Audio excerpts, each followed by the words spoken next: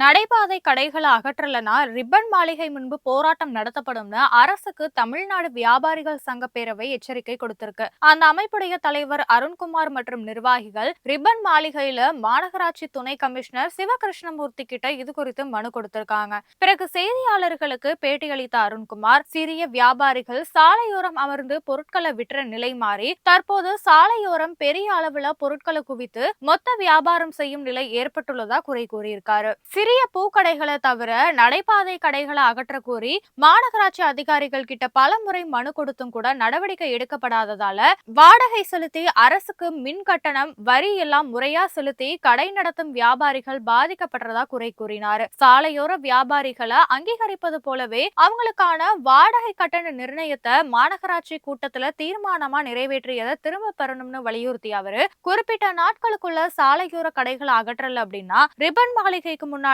கடை அமைக்கும் போராட்டத்தை நடத்துவோம்னு அருண்குமார் எச்சரிக்கை விடுத்திருக்காரு.